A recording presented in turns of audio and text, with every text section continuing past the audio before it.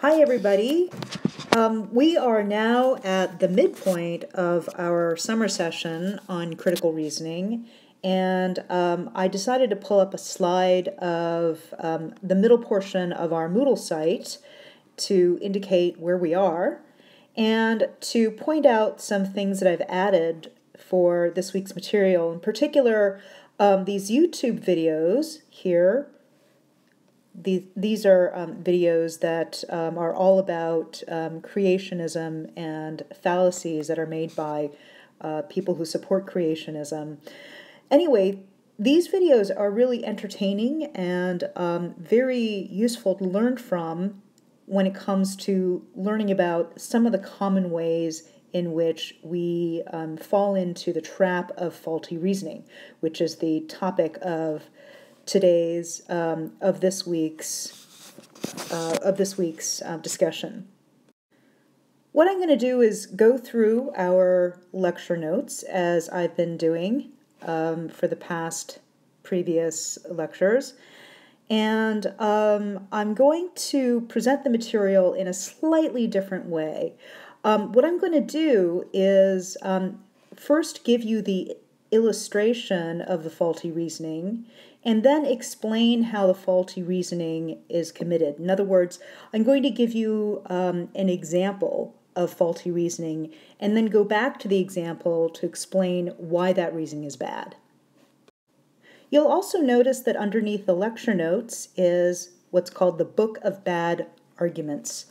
This is a link to a really wonderful website which has a book of bad arguments, which is beautifully illustrated. It almost looks like a children's book. But it goes through the same material that I go through in my lecture notes. So I strongly encourage you to take a look at the Book of Bad Arguments to reinforce what you learn in the lectures.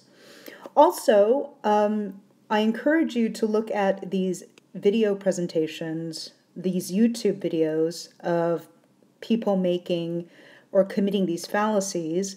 I might even have a forum post project for this coming week on some of these fallacies that are reported in or recorded in the YouTube videos. So be sure to take a look at these. You can do it before going through my lecture notes or after. I realized that I learned a lot more by going through these videos at least 2 or 3 times. So take your time with them, and sometimes the fallacies are so silly that they're quite entertaining. So it probably is going to be, this is actually my favorite section of the course. I'm hoping that you'll find that a lot of the things that you learn in this segment of our course is applicable in your everyday evaluation of what people say. Maybe you can even catch yourself committing these fallacies. Whatever the case may be in your application of what you learn here, I'm sure a lot of it will resonate. Okay, so I'm at the very beginning table of contents of this week's lecture on faulty reasoning. Another term for that is fallacies. And this lecture, as you'll see, is basically about informal fallacies, and I'm going to explain the difference between formal versus informal reasoning in a minute. But what you see here are all instances of informal fallacies, and this is one of the very few times I'm going to ask you to memorize terms, but I think you'll appreciate knowing the terms for the fallacies, because if you know them by their terms, it's a lot easier to identify when you actually hear somebody committing it, when you read a text and you see somebody committing it in writing. So I'm on the top of page 2 of our lecture notes, and its first entry is on the difference between formal and informal fallacies. The main difference between formal and informal fallacies has to do with whether or not the reasoning can be represented in like an algebraic formula. So here's what I mean by that. I just shrank our lecture note and put it to the side to give me some space to give you a demonstration of the difference between formal as opposed to informal reasoning. Formal reasoning has to do with, as I said, whether or not you can represent the reasoning in terms of a formula. So here's an example. If so-and-so, then such and such. The such and such will be the squiggle. The so-and-so will be the straight line. Now, the way to think about that is if you drive a car, then you know how to drive a vehicle. Okay? Now, let's then say that it's true that you do know how to drive a car. That's the second premise. I'm just going to abbreviate that by saying car, but that means that you do know how to drive a car. It's going to follow from this premise and this premise that you know how to drive a vehicle. Now, what makes this an instance of formal reasoning is that it doesn't matter what you put in for this and for this. As long as it conforms to precisely this way of reasoning, or this pattern or structure of reasoning, which, if you recall from the previous assignment, is called modus ponens. Doesn't matter what you put in here and here, as long as there's an exact match with the if part of the statement and the other premise, and the conclusion is the then part of the if-then sentence, then it's always going to be valid. And what makes this formal, again, is that you can represent the reasoning in terms of this kind of exact, precise formalization. With informal reasoning, you just can't do that. And in fact, whereas deductive reasoning is formal reasoning, inductive reasoning is what you call informal reasoning. And here's an example of why inductive reasoning is not formalizable the way that deductive reasoning is. The illustration that I give in the lecture notes is about making a generalization on the basis of a certain sample set. So let's say you see a certain dog, and that dog 1 barks. Another dog, D2, also barks. And then let's say that you do that for, I don't know, 7 or 8 more dogs. It barks. Well, with a sufficient sample set, how many do we have so far? We have 7 or 8. You're going to be more confident in drawing the conclusion that all dogs bark. But notice that there is no clear cutoff point about exactly what's going to make this an inductively strong conclusion. Surely, if you look at more dogs, say, if you increase your sample set of dogs to 50, that's going to be stronger than the current 8 for this argument. If you increase the set to 150, that's still going to be even stronger than the sample set of 50. 1,150 is going to be even yet stronger. But the point is this: I can't, or nobody can, declare precisely at one point the number of dogs that you have in your sample set is going to be sufficient for making a conclusion like this inductively well supported. So that's mainly the difference between formal reasoning and informal reasoning, and what we're going to be looking at is fallacies in this area, in informal reasoning. And you'll find that these fallacies are pretty familiar if you think about how people reason, or rather how people fail to reason when we go through the fallacies. Now, the book makes a distinction between two classes of informal fallacies. The ones that are based on irrelevant premises, and another set of informal fallacies that are based on unacceptable premises. I'm not going to worry too much about maintaining this distinction. They're all fallacies, and I want you to know them whether or not they belong to this class or the other class. So you can forget about knowing which fallacies belong where. I'm going to just begin with what's called the genetic fallacy, and this is a fallacy that, contrary to what the term might suggest, it doesn't have anything to do with your genes per se. Rather, it has to do with where information comes from. So, as I said, what I'm going to do is I'm going to go through the examples first, and then, by looking at the examples, I'm going to talk about the definition and explain how these examples fit that definition of the fallacy.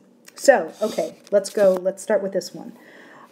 Here's a claim that you often hear by strong religious believers of a certain stripe. Not all religious believers believe this, but this is something that some people will say. And it's this: the world was created in 6 days because the Bible says so.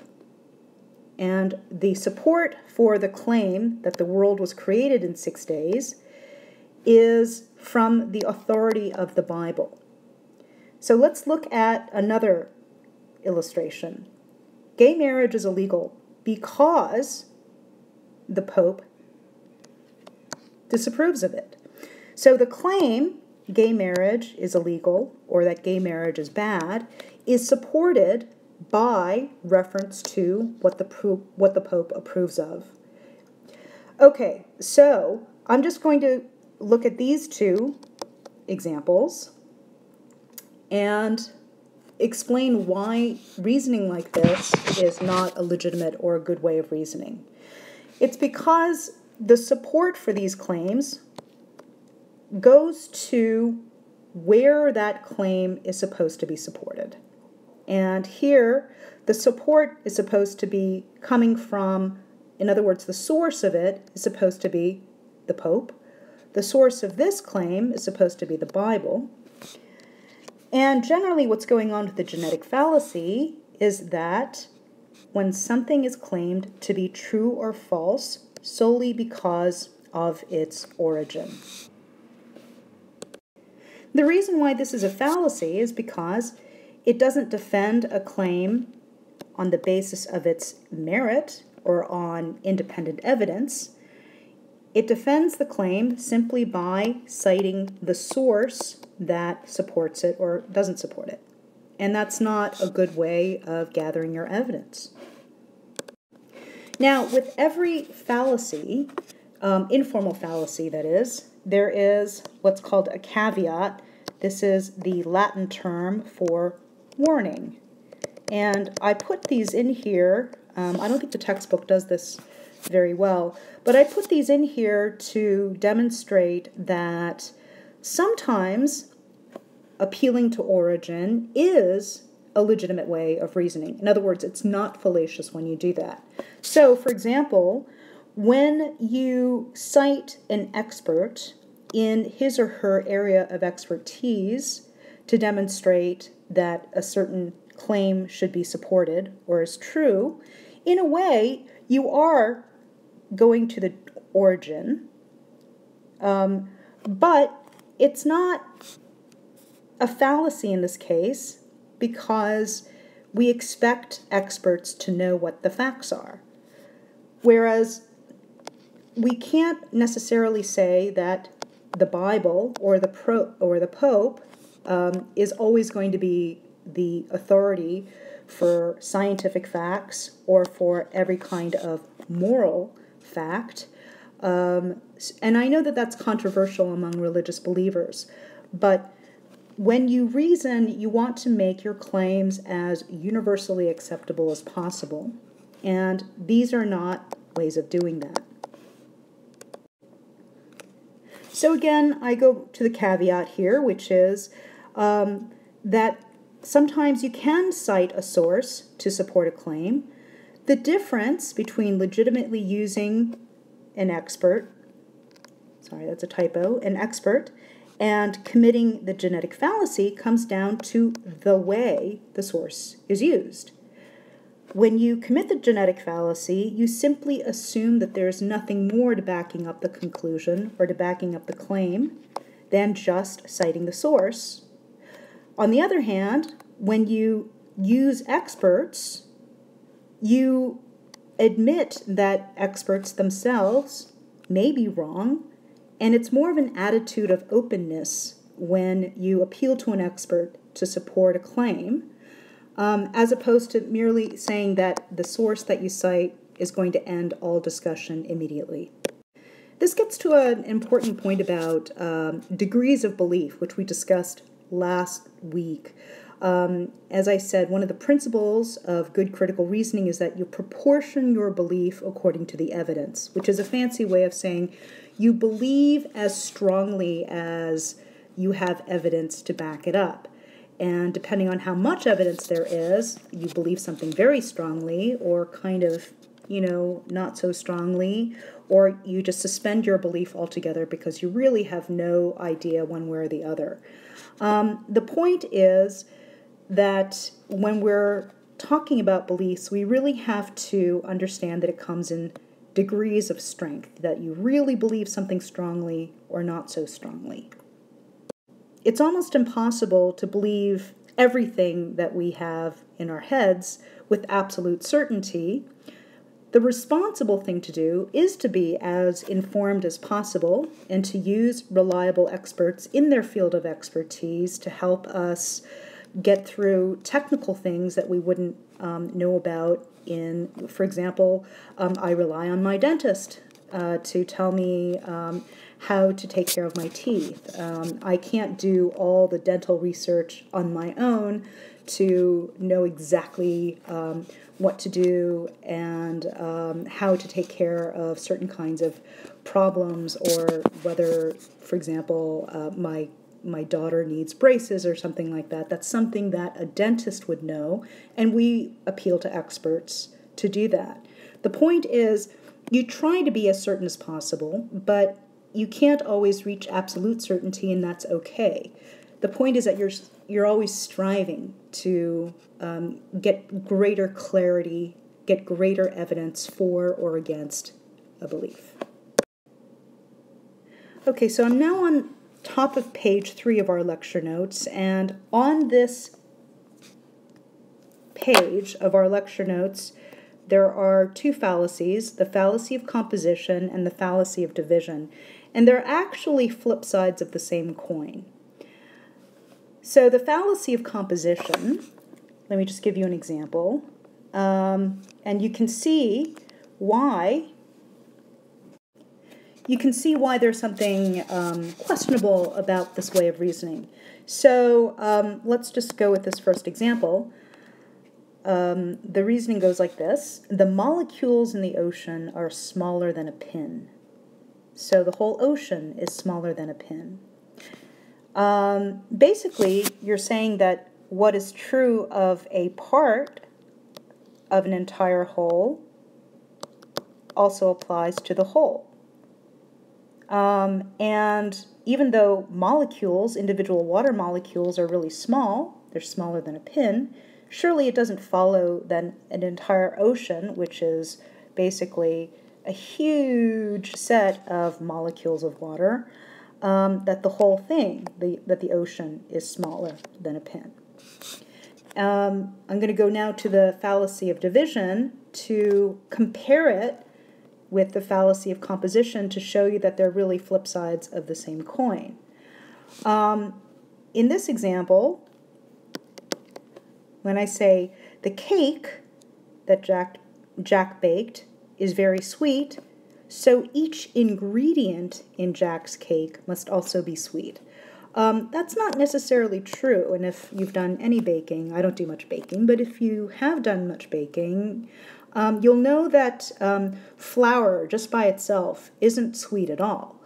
Neither is the baking soda or the salt that you would put in to bake a cake. So some of the ingredients surely might be sweet, and that would be sugar that goes into baking a cake. But just because you put in a lot of sugar to make the cake sweet doesn't mean that each ingredient or all the other ingredients in the cake are also sweet. So here's what's going on. With the fallacy of division, what you're saying is that what applies to the whole also applies to each of the parts. Excuse my handwriting. It's really hard, actually, to write really well with one of these iPad styluses, so I'm going to try my best.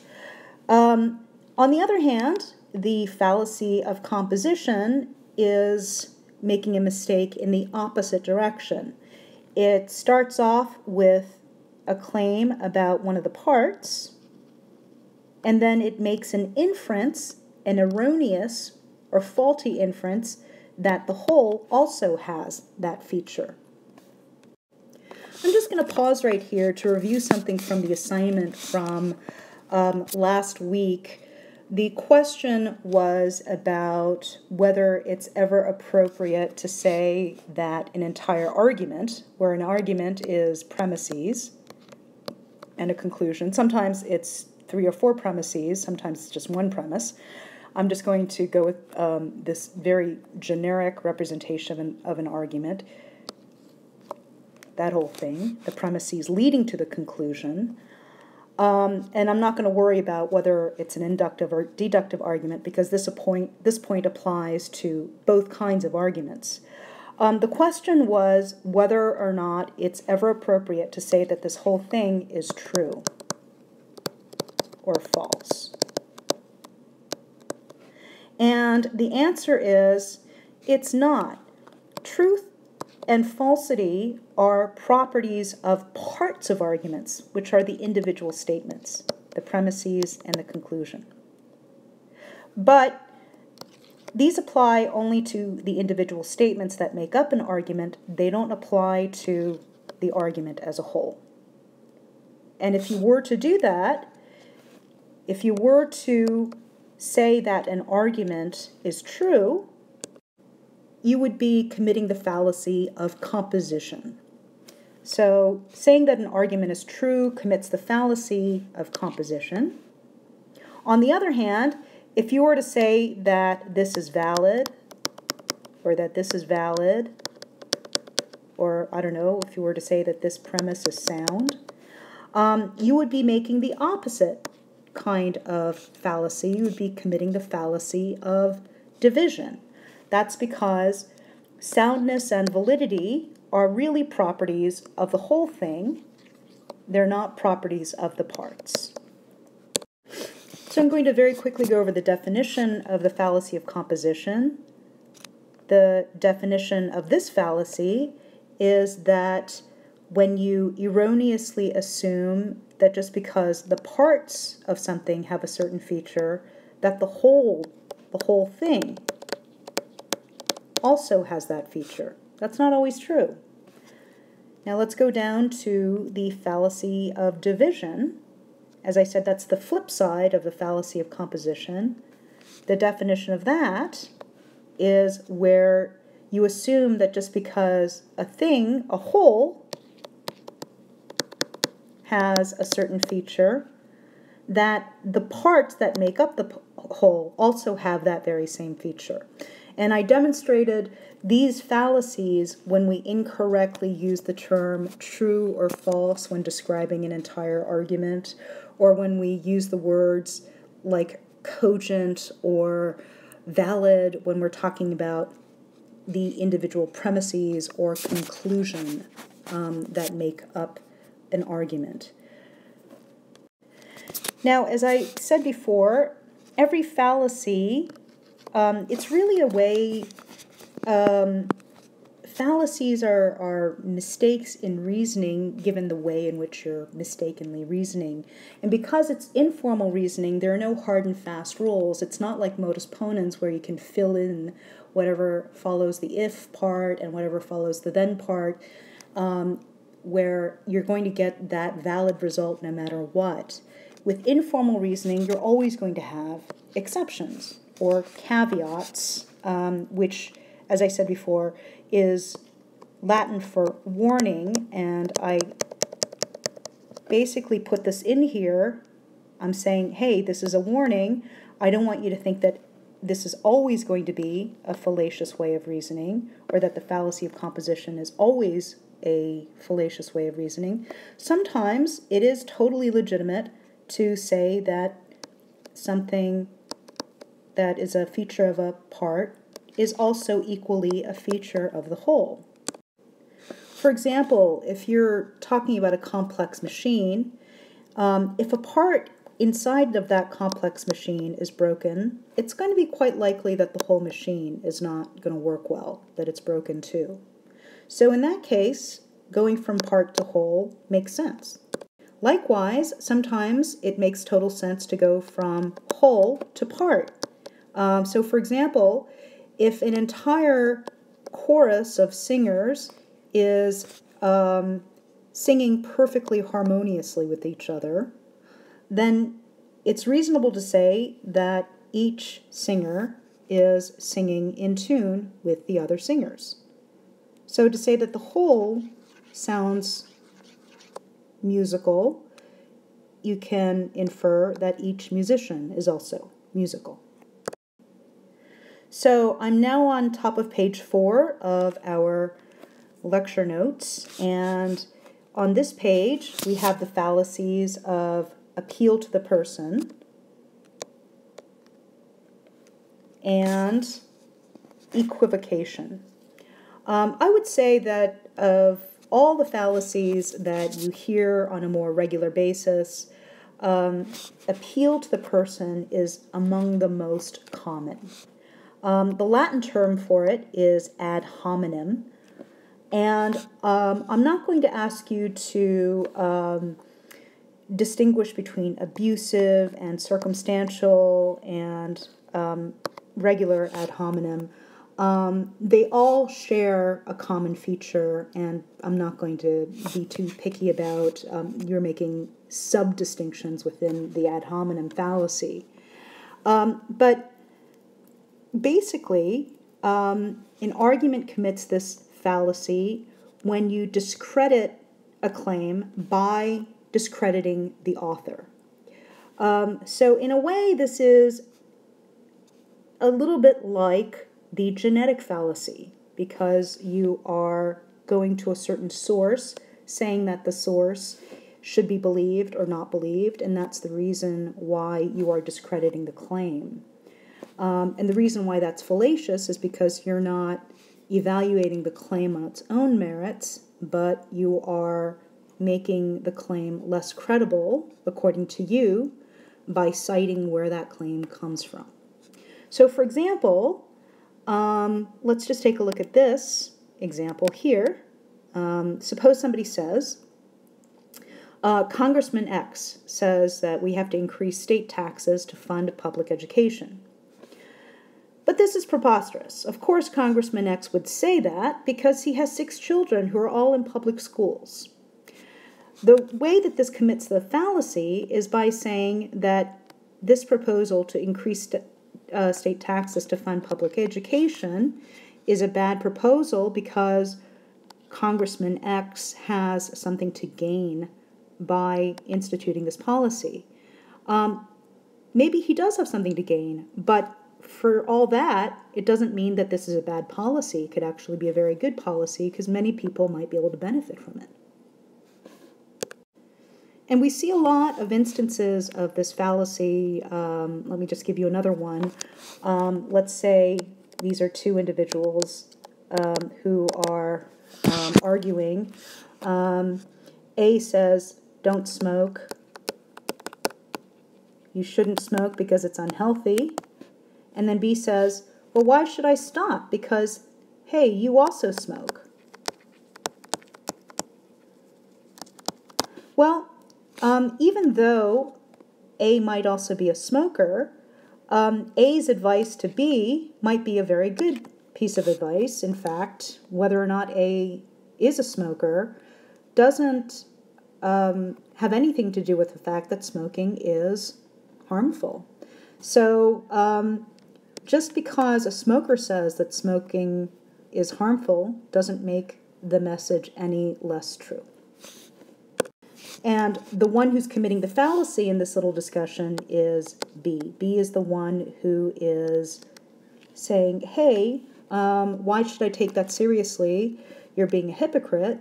When in fact, if B is being thoughtful, B should recognize that smoking is harmful and that that's true, even though that message might be coming from a smoker.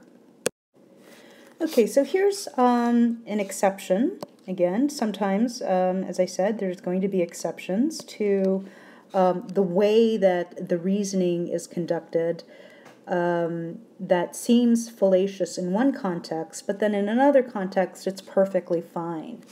So sometimes the very credibility of a person has to be taken into account when you evaluate the truth of what they say. So just because someone who might appear not credible to say something doesn't necessarily mean that what they say is untrue. However, in the context of being a witness in a trial, if you're in a courtroom and a witness was discovered to be a frequent liar, then instead of saying that everything that the witness has said is false, what you're going to have to do is just simply say, you can't take what they say as being true. That's not the same thing as saying that it's false. You're just going to have to say you don't know. So the point is, the ad hominem fallacy is committed when you discredit a claim by attacking the author of the claim, either the circumstances of the author or the integrity of the author or the character of the author or what the author does in the case of being a smoker. But sometimes the circumstances of the author is going to be highly relevant when you evaluate what they have to say, or it's going to be highly relevant to how much you put belief or suspend belief in what they have to say. The fallacy of equivocation is a lot less common than the ad hominem fallacy that we just went over. Nonetheless, you do sometimes hear people commit this fallacy in speech or when they're having a heated discussion. The examples that I have here are pretty crude. I wouldn't think that people commit these kinds of fallacies because they just sound so silly. But just to illustrate what's going on, here is a very, here's a good word, egregious.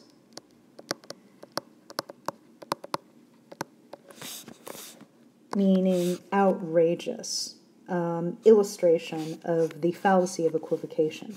So suppose somebody says Smith is the murderer because the one who killed Jones was at the bank and Smith was at the bank. And it would be an equivocation if the one who killed Jones was at the money bank, all right?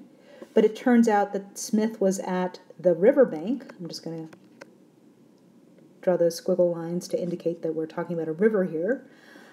If somebody knowingly slipped in this word bank and that interchangeably, they would be committing equivocation, which basically means that you are using one word in two very different senses. So bank can mean riverbank. It can also mean money bank.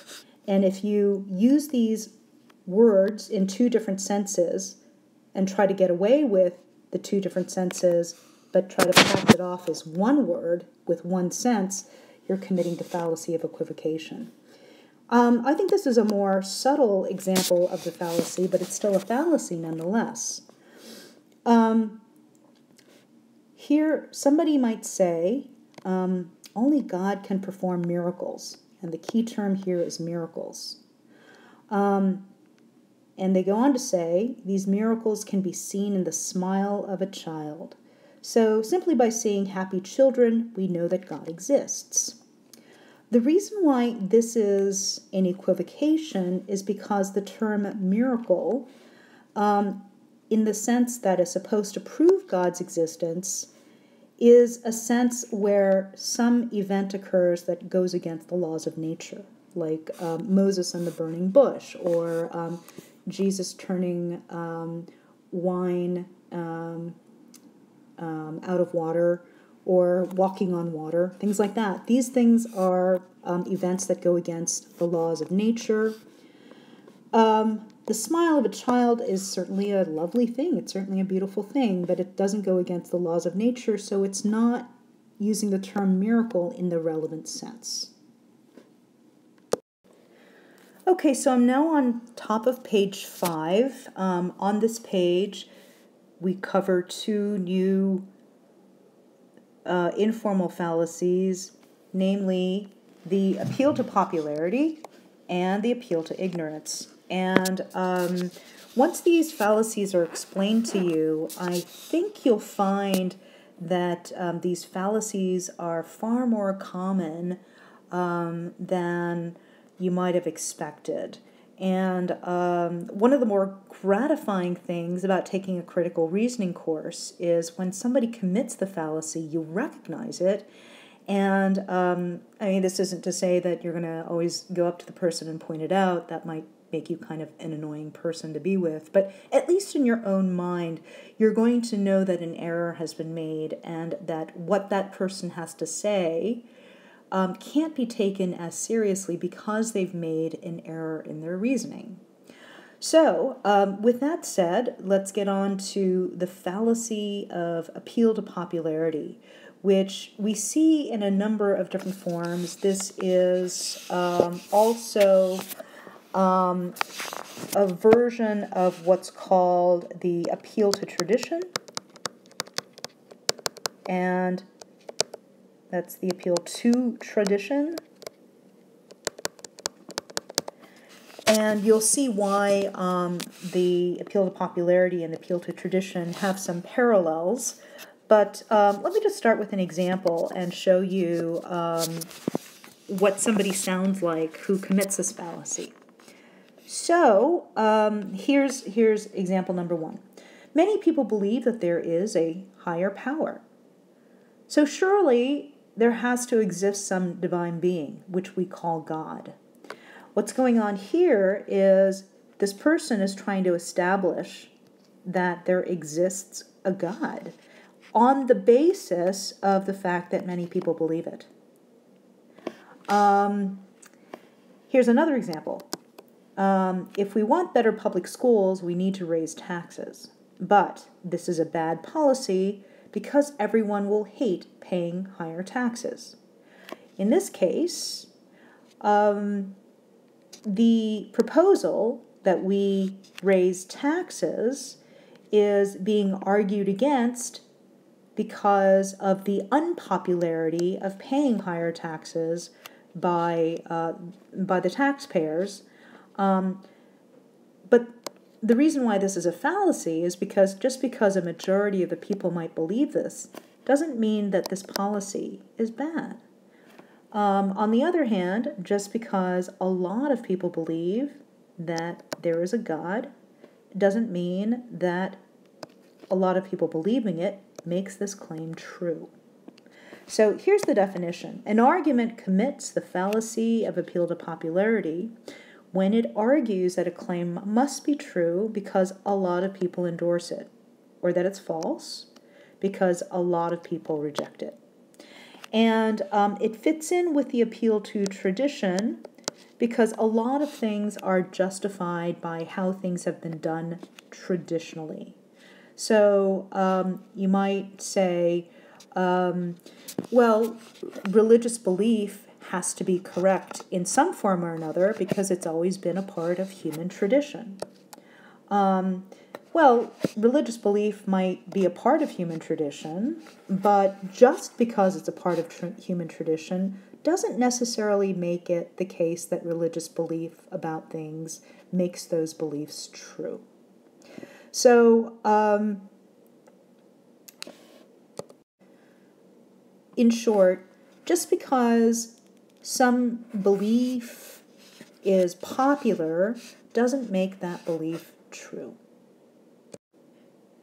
The appeal to ignorance is something that you might hear more often when people are debating about scientific issues. In particular, this is a fallacy that's committed quite often when people are engaged in the debate between creationists and evolutionists.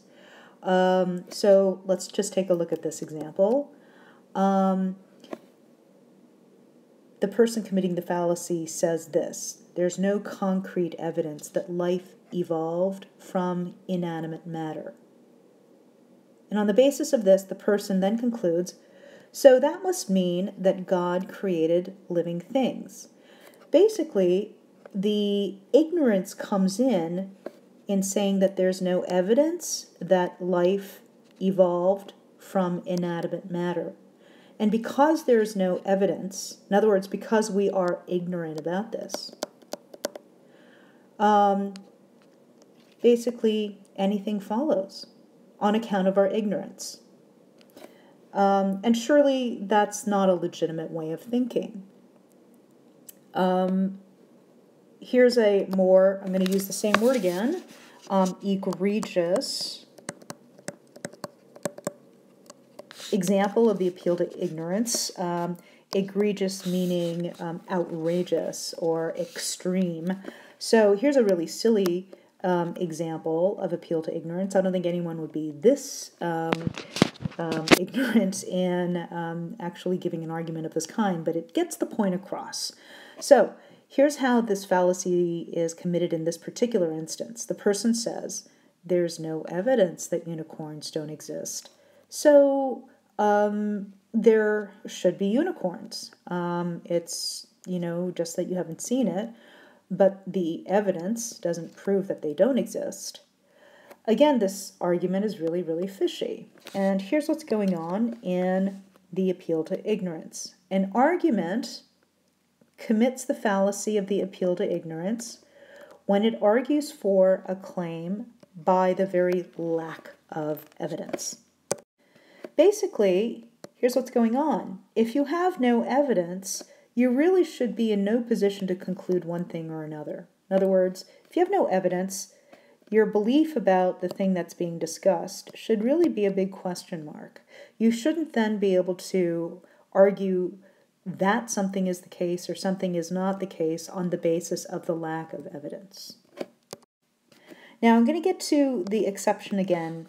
And in this case, it's very important. When we're doing scientific investigations and we test for whether or not there's a correlation between X and Y, I put a question mark there to mean we don't know if there's a correlation there.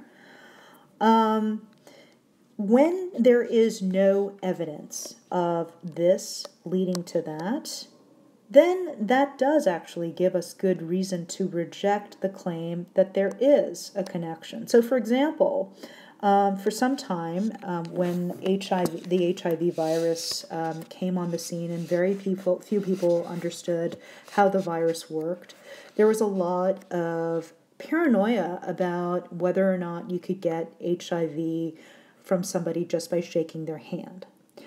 Now, there's been a lot of research done on whether or not HIV can be transmitted by just shaking hands. So does having HIV cause another person to get it by shaking hands? Well, it turns out there is no evidence that there is that connection. And because the search for that connection has been tested in many, many cases, in other words, there have been a lot of cases where people have shaken hands with those with HIV and they didn't get HIV themselves. That gave us good reason to overturn this hypothesis that shaking hands with somebody with HIV will pass on the virus. So in this case, lack of evidence, which was determined in a lab in many, many laboratory settings, has given us good, legitimate scientific confidence that there is no legitimate connection. So I'm now on page 6 of our lecture notes, and on this page we cover 2 new fallacies: the appeal to emotion and the red herring fallacy. Actually, there's one more fallacy at the very bottom, which is going to be covered in the next page of our lecture notes. So I'm just going to focus on the appeal to emotion and the red herring fallacy. And I just want to point out here that this is a fallacy that is often committed in a lot of political debates. And I'll tell you why this is such a popular fallacy in political debates when we get to that. I want to first cover the appeal to emotion. And again, just start with the example and then work backwards to the definition. So here we have an example of somebody who's committing the fallacy. Let's say you're a lawyer and you're trying to defend this woman who's convicted. So the lawyer says, you can't convict this woman. She has suffered her entire life. She has 5 poor children who depend on her, and because she has cancer, she has only 2 years to live. So you really shouldn't put any blame on this woman, and you certainly shouldn't convict her of any legal wrongdoing. All right. Now, the appeal to emotion comes in when the lawyer brings in all these very sad, very sad facts about her life. She's got cancer. She has 5 children. They're poor. They depend on her, and her cancer is only giving her 2 years to live. The way the fallacy works is by pulling at your emotions or pulling at your heartstrings and getting you to sympathize about whether or not this woman might be guilty of a certain crime. Let's say the crime that she's accused of is stealing money from a bank or doing a robbery stick-up. Whether or not she committed the robbery is a fact that's independent of her life conditions. But by trying to pull at your heartstrings, in other words, to get you to feel sorry for the woman, you're kind of encouraged to look less closely at the facts of the case. So here's the definition. An argument commits the fallacy of appeal to emotion when it argues for the conclusion by trying to arouse the listener's guilt or sympathy or pity or some other emotion. So you're not trying to gauge whether or not the conclusion is correct on the basis of the facts. You're trying to get somebody to go along with the conclusion by emotionally manipulating them. Now, here's another exception to the use of emotions. Sometimes it is entirely legitimate to appeal to emotions or to try to get somebody to have certain emotions when what they're doing is having a negative impact on the lives of somebody else. So, for example, if you were to let's say you were a documentary filmmaker and you were studying the effects of coal mining on a small town, and what's happening is that the children of these coal miners, as well as the coal miners themselves, are being physically harmed by exposure to the coal mining drilling techniques that end up polluting the water and that end up making the children and the coal miners ill. In that case, making a documentary that depicts the really sad lives of the children and the coal miners is certainly going to arouse feelings of sadness. It's also going to arouse feelings of anger towards the coal mining company that's causing these illnesses to these children. In this case, it might be appropriate to appeal to somebody's emotions to get them to change their policies about how they're going about their business. So again, whenever you are evaluating whether a fallacy is being committed, I want to remind you again, we're talking about informal fallacies here. There are no hard and fast rules about when a fallacy is being committed, because whether a fallacy is being committed is going to be a matter of the context. And context is something that you can't describe in some sort of algebra formula. Context is something that changes from situation to situation, and it's only by being a real careful listener and a real observant perceiver of a situation for you to know whether a fallacy is being committed or whether it's a legitimate use of, in this case, the appeal to emotion to demonstrate that a certain policy is harmful or that it's bad. Okay, so I said that the red herring fallacy is a fallacy that you hear a lot when politicians have debates, and in particular, it's a fallacy that they commit when they're trying to avoid a question or dodge a question. And I'm going to go through these examples, and hopefully as you see what's going on in the examples, when I read the definition, it's going to be pretty clear to you why these ways of reasoning are problematic, why they're illegitimate. So let's begin with this first example.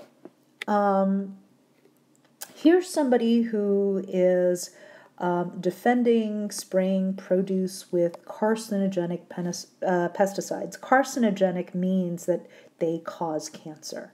And there are certain pesticides, in other words, chemicals that you spray to kill the insects that eat the food that you're trying to grow, that cause cancer, because those chemicals get into the food and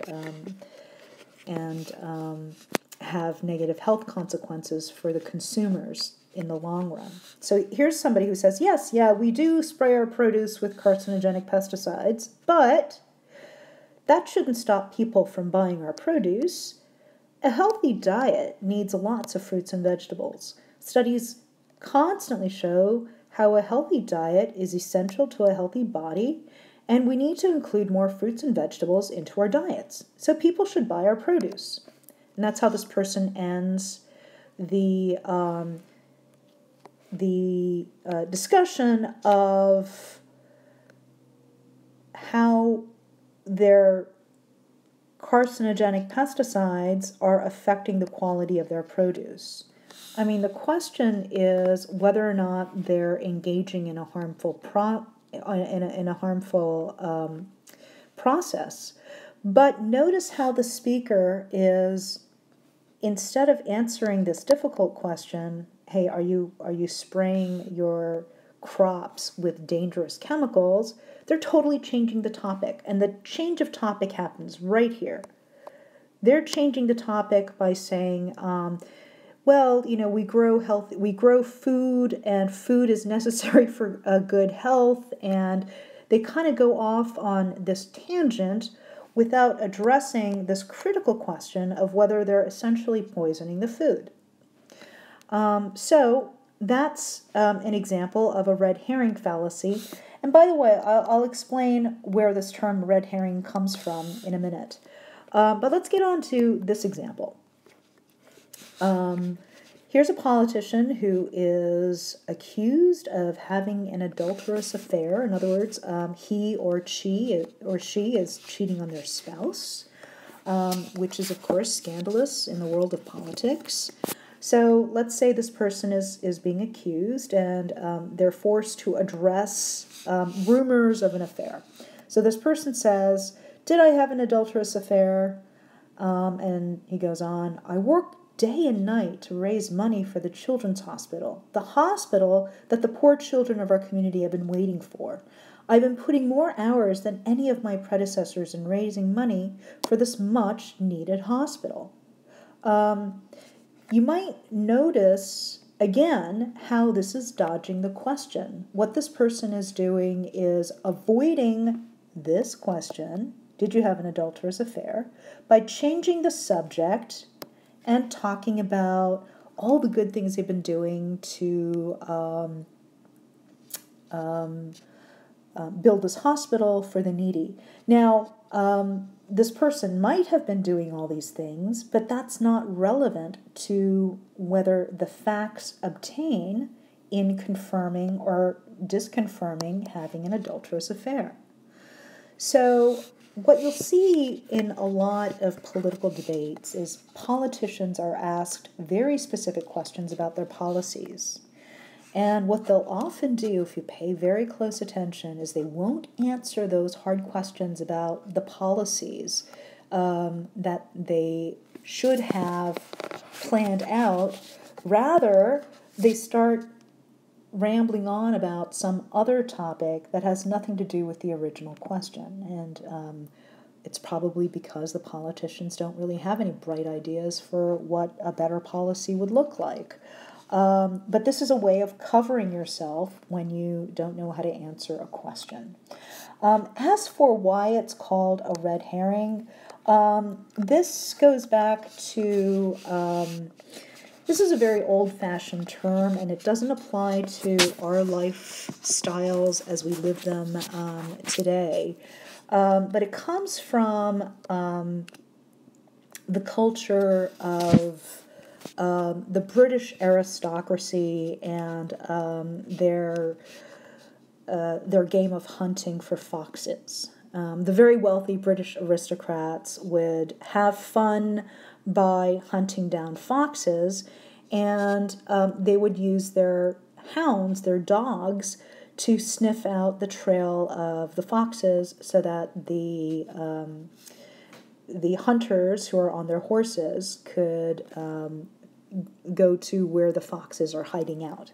Anyway, a red herring it's a fish. It's a particularly strong-smelling fish that some hunters, if you're in a hunting team and one team is trying to outbeat the other team in terms of killing as many foxes, a team might use a kind of dirty technique of throwing these very smelly fish along the path of the hounds, where the dogs who smell the fish are so thrown off by the very strong smell of the fish that they are unable to then hunt down the location of the fox. So in a way, what these people are doing when they're trying to avoid answering the tough question is they're throwing a red herring. And this is all a red herring right here. So that we, like the dogs, would get thrown off our intended track, namely figuring out the answer to that question, and start barking up the wrong tree, in a manner of speaking. So here we now have the straw man fallacy. This is also another fallacy that's often found in political debates. And as the midterm elections are coming up very soon, you might want to tune in just for entertainment purposes. I mean, it's depressing, but just to see what politicians are saying to get away with not answering any clear or hard-cutting questions. Because the definition is here, I'll just read that first. A straw man fallacy is when it distorts or oversimplifies or weakens an opponent's argument in order to make it easier for you to knock it down. So basically, if A and B are engaged in an argument, and B has a particular proposal that she thinks is going to be really helpful in building a strong community, and if A is opposed to B, committing the straw man fallacy is basically A rephrasing the proposal, and I'll write it up slightly differently, like this, P, so that it looks utterly ridiculous. And when it's rephrased by A, that proposal that was given by B now looks totally silly and ridiculous, and what A does is say, this is a bad policy, we should reject it, and by association, we should reject that. And the term straw man fallacy comes from the idea that it's a lot easier knocking down a straw man than it is knocking down a real man. So here's some examples of the straw man fallacy. Here's a fallacy that you often hear creationists commit when they talk about evolution. They say evolutionists think that they can build an eye, our eyes, from simple cells and chemicals. But surely nothing as complex and sophisticated as an eye can come from such fundamentally base and uncomplex components. So this is a more subtle form of committing the fallacy, but the straw man fallacy is still committed because the creationist is trying to make the evolutionary theory of how the eye evolved by making it seem like the theory is ridiculously simplified. So that somehow this very complex organism, the eye, just came from these chemicals that are thrown together, which, if you ask any biologist, is certainly untrue. The way in which the eye evolved happened in a very, very complex way.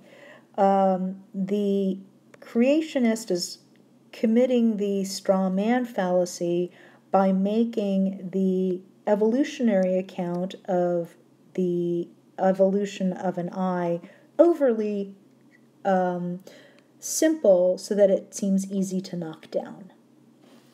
Here's another illustration. This person argues, my opponent believes in legalizing medical marijuana. But that's a dangerous and irresponsible view. If people get access to marijuana, you send the message that people can do whatever they want, and no society can survive that way. Well, this is again an example of a straw man fallacy because the person is just arguing for the legalization of marijuana, medical marijuana, which can be used by, say, cancer patients to help them deal with chronic pain. And then what they do is they create this kind of backstory to the legalization of medical marijuana. They make it seem as if this position is associated with this ridiculous position that, getting access to marijuana sends the message that you can do whatever you want and that society will just lead to chaos. But again, this is the red herring. It has nothing to do with medical marijuana has any therapeutic or pharmaceutical benefits. It's to kind of make people feel afraid of what will happen. And this is exactly the red herring that's being thrown at us so that we won't deal with this issue.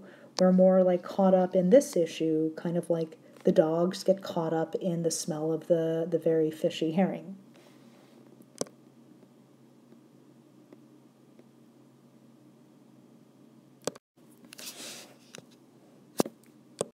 So at the end of page 7 of our lecture notes, we are introduced to 3 more fallacies, and I believe there's another fallacy on the final page of our lecture notes. Again, some of these fallacies will really resonate. In particular, I think you'll find that a false dilemma and the slippery slope are fallacies that people commit on a pretty frequent basis. A more obscure fallacy is the fallacy of begging the question. And there's a bit of a terminological issue with the term begging the question, because the term in the public at large, even by fairly well-educated college professors, people in the news who are supposed to be articulate, they misuse this expression, begging the question. They tend to use it in the sense of something's raising a question or making a question highly relevant. But that's really not what's going on with the philosopher's sense of begging the question. Begging the question occurs when you give a circular reason that justifies an argument. So let's give this example. This is kind of a fun example. You're probably aware of those magic 8 balls that you shake up and, you ask questions like, am I going to have a date with Sally tonight? And it comes up with an answer that says, things are looking good. I haven't looked at the magic 8 ball in years, so I don't know what messages they give you now. But the idea is that it's a toy. You ask questions, and it's supposed to give you certain answers. All right, so here's how the begging the question fallacy is committed in this example. The magic 8 ball answers everything. That's the claim that they're defending. Now, you want to know who you're going to date in 2 months? Well, just ask the magic 8 ball. All right, now here's the leap. Now, if you want to know whether the magic ball is reliable, well, just ask the magic 8 ball. So if you want to ask the person who's using the magic 8 ball to make predictions about whether you're going to get a date in 2 months, and you're kind of suspicious, and you ask the person, well, how do you know that method of asking the magic 8 ball is a good method for getting true results? And if the person says, that's a really good question, let's ask the magic 8 ball, well, that's kind of a silly response. I mean, the question you want to raise is whether or not this in itself is reliable. If the reliability of this is in question, you certainly can't use this to answer the question about its own reliability. So it's kind of like asking, I don't know, let's say, this guy is Joe over here.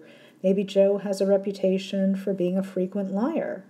If you want to know if Joe is a frequent liar, Are you going to ask Joe whether he's a frequent liar? That's not a good method for getting at the truth. It, in other words, begs the question of whether Joe is a frequent liar. Again, using the magic 8-ball to determine the reliability of the magic 8-ball begs the question about whether the magic 8-ball gives you right answers. But I want to point out that there are a lot of misuses of the term begging the question, and I want to give you a couple of illustrations of how the term gets misused. Let me just put up an argument. Okay, so let's consider this argument here. The senator was out without his wife on Friday night with another woman. And this person continues and says, this begs the question, is the senator having an affair? Well, strictly speaking, as we saw, begging the question commits a kind of logical fallacy by reasoning in a circular way. In other words, when you ask the 8-ball whether the 8-ball is reliable, you're circularly presupposing that the 8-ball is already reliable. That's circular. However, in this case, about whether the senator is having an affair, there's nothing circular going on.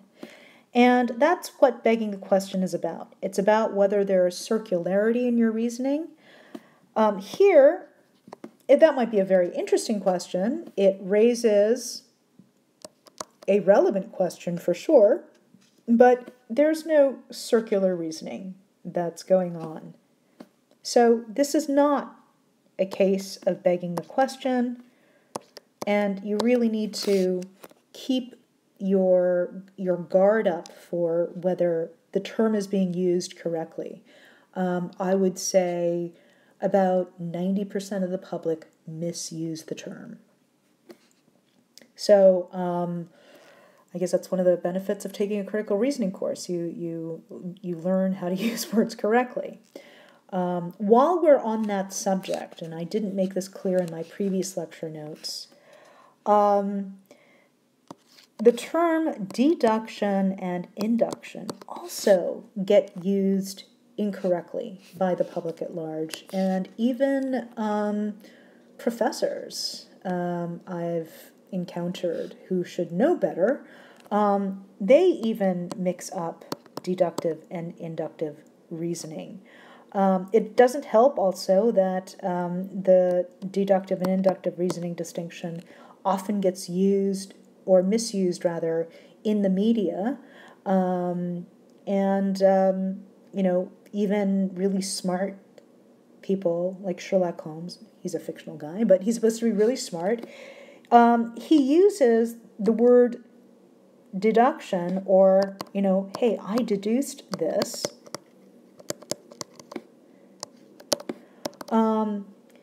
Even though the way in which he arrived at the conclusion is not by deductive reasoning, it's actually by inductive reasoning. So Sherlock Holmes might say something like, I deduced that the butler has a cat because I saw cat hair on his suit. This is not a deductive argument. Seeing cat hair on somebody's suit does not deductively lead to the conclusion that the person with that hair on their suit owns a cat. And yet, you'll see that the term deduced is used precisely in the context where what's really going on is they are making an inductive inference. So it'd be more accurate to say, I inductively inferred that. I inductively inferred that the butler has a cat, blah, blah, blah, and so on. You would not want to use deduced because, as I said, there's no deduction. And there's no deduction because having cat hair on your clothing doesn't contain the information that you are a cat owner. Having cat hair on your clothing might be one of the clues or causes and effects of being a cat owner, but that's just thinking inductively. Okay, so in the fallacy, the false dilemma, the example that I'm giving here is the example that I actually was told myself by a religious fanatic, and it's now gratifying to be able to use that to illustrate the fallacy. So here's what he said. You're either a religious churchgoer or a total godless heathen. And by heathen, that has connotations of being immoral, of being careless, of having disregard for life. And basically this person was saying you're either going to be like this, a religious churchgoer, or you're going to be totally depraved. But real life is more complicated than that. What's going on is this person is forcing you to accept just two choices. When in fact there are many, many different ways of living a life that is equally good, even though you might not be a religious churchgoer. So an argument commits this fallacy when it forces a conclusion on the basis of two choices, when in fact there are more choices. And you're also going to see this fallacy committed a lot by politicians. Politician A and politician B are going to say that, there's really only one way of solving a problem. It's A's way of solving the problem. Here's A's proposal. And then he'll say anything other than this proposal is just going to be a complete disaster. This other proposal, let's call it P star, is the only other way to go. This is going to lead to the ruin of the American government and the downfall of the American people. So really, you have to go with that. And a lot of politicians argue this way. And as I said, some fallacies commit more than one fallacy at once. If politician B was promoting something similar to P star, but then politician A makes P star really ridiculous and misrepresents B's proposal and says that these are the only two options, P and then P star, that's another way of committing the straw man fallacy at the same time that he's also committing the false dilemma fallacy. So one and the same utterance or statement or argument can commit a multitude of fallacies. And if you really pay attention, you can catch them all. Okay, so since we're at the very end of page 7 of our lecture notes, with the slippery slope fallacy, you'll probably also recognize this as being kind of familiar. I'll read the definition and then give the example on the next page. An argument commits this fallacy when it claims that taking a certain step will inevitably lead to some dire conclusion. And we can best understand this with certain examples. Okay, so the example of the slippery slope fallacy is illustrated in this kind of comical doomsday situation that actually my mother would tell her children so that they wouldn't ever smoke. Anyway, this was her argument. She said, well, if you smoke, you're just going to become a prostitute. And once you start smoking, you get addicted to other substances. these other substances will be really expensive, and then the next thing you know, you'll have to subject your body to prostitution to get the money to satisfy these addictions, and that's why smoking will lead to prostitution. That's a slippery slope, which describes literally the kind of reasoning that's going on. You start here at the top of a hill, and then just by saying if you take one step, you smoke one cigarette, that's it, you're going to become a prostitute. That's a very, very unlikely sequence of events, and what you have to know whether a fallacy of this kind is being committed is whether the facts are being reported correctly. And again, the slippery slope fallacy is a fallacy that you'll hear a lot of politicians committing. They'll say that their opponent's view is going to have a certain consequence for the economy, which is then going to have another consequence for the lives of people, which is going to have another consequence for their children, and then the next thing you know, American society is just going to completely crumble. And depending on what kind of connections they're making between these steps, sometimes the step is a slippery one, and that's what you need to watch out for. Now, here I want you to recognize that, arguing from, a chain of causes and effects, this causing this, causing this, causing this, etc., sometimes certain causes are going to have certain effects that accumulate over time. So here's a very simple example of that. If you eat 10 pints of ice cream every day for 4 months, and then for another 4 months, and then for another 4 months, well, the end result is that you'll probably be overweight.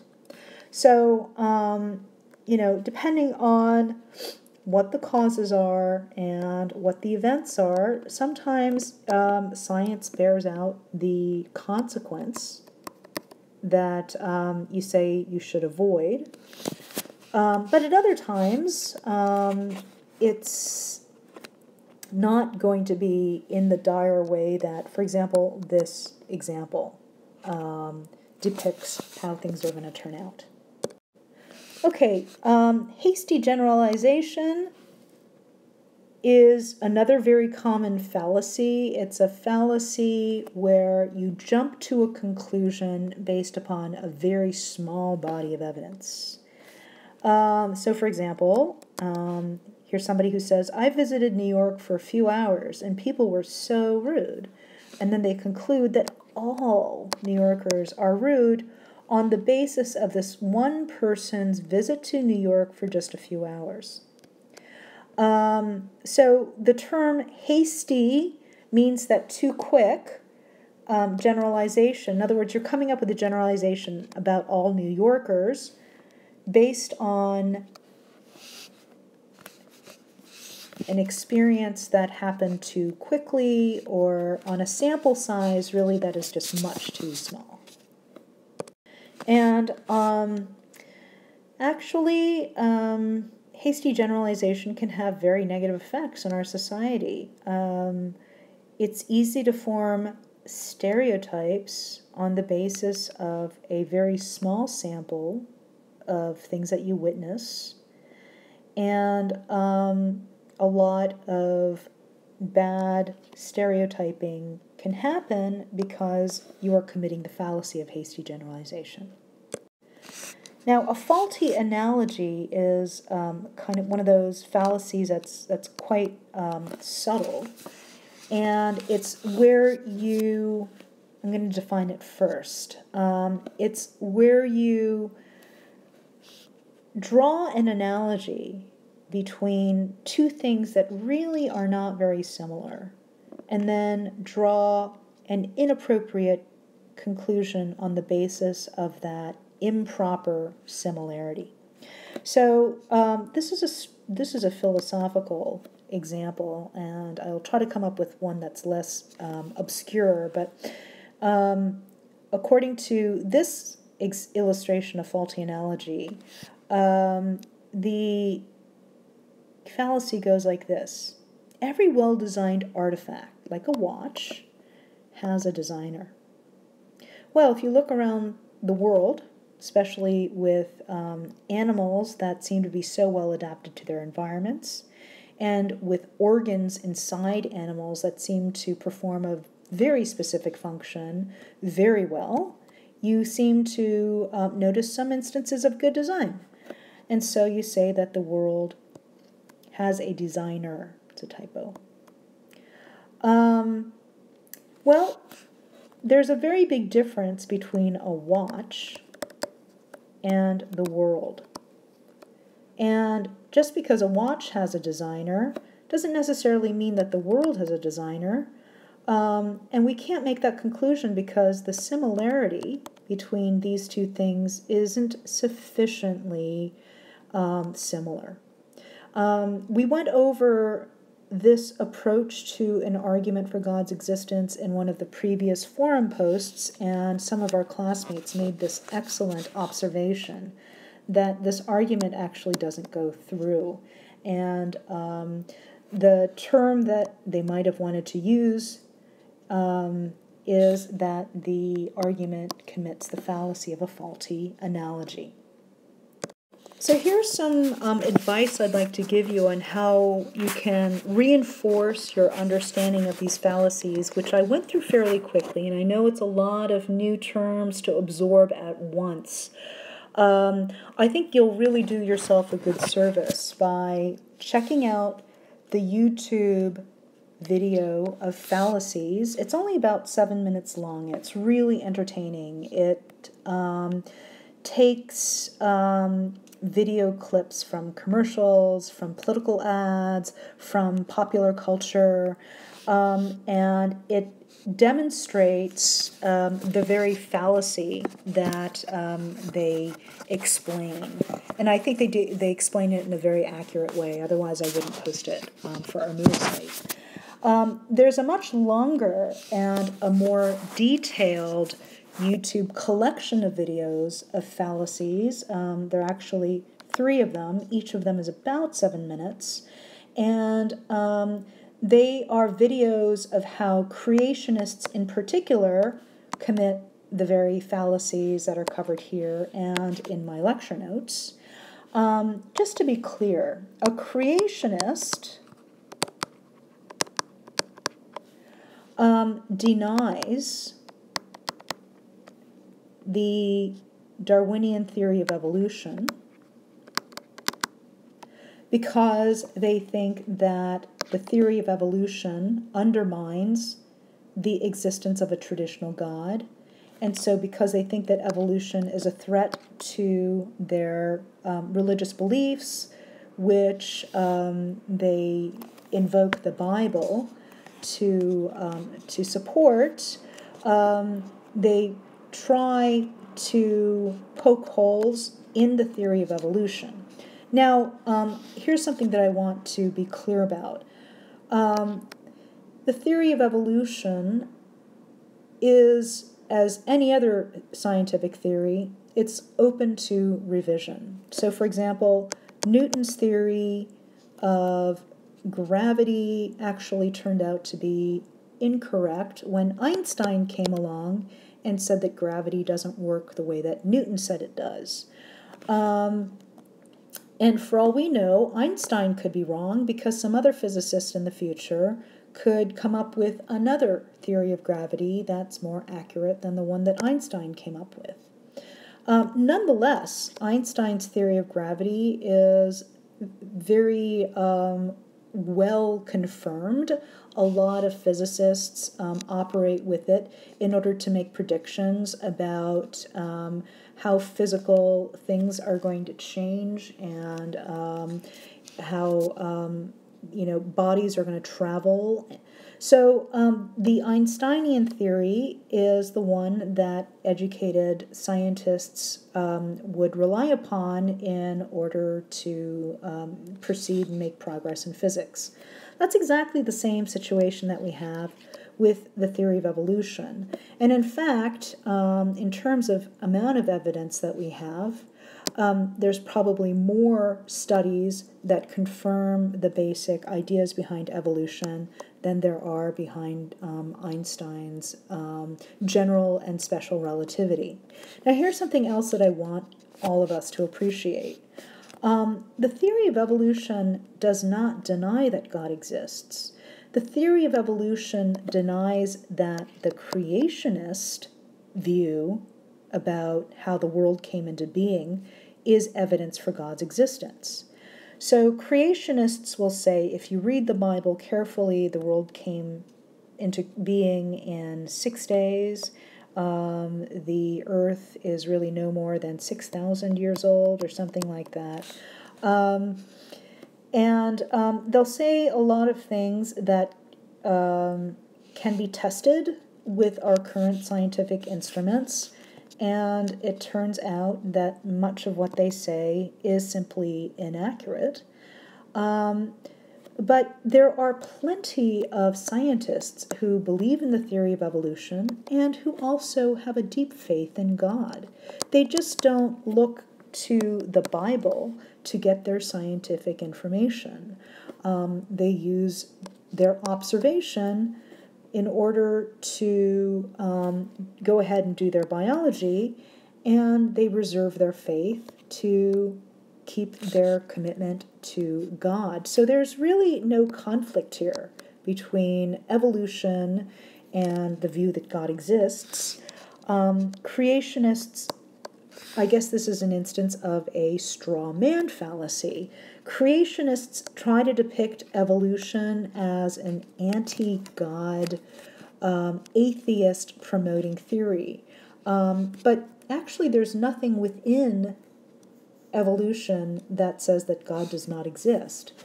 What evolution says is that the biblical story about how the world came into being and how animals came into being, that's just not an accurate story. So I just want to get the record straight about where we are with evolution and creationists and how many scientists and biologists who work with the theory of evolution are firm believers in the existence of God. Maybe this is also another fallacy of a false dilemma. It's not that you only have two choices, here, and, God is on this side and atheism is on this side. That's actually not the case. You can definitely be a believer and believe in evolution as well. So back to learning the material, I strongly recommend that you watch these videos more than once, and I think I will have a forum posting for participation credit where you go through some of the fallacies and I'll ask you specific questions about how some of the video snippets commit the fallacies that they're talking about.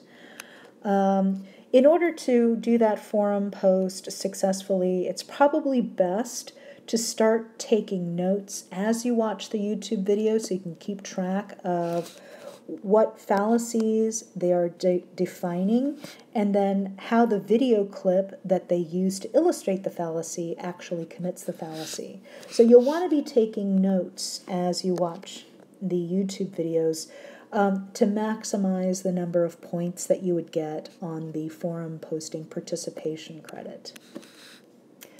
Okay, and with that, I hope you have fun watching the videos. I know I did. They're very well done. They're very interesting, and a lot of them really hit home.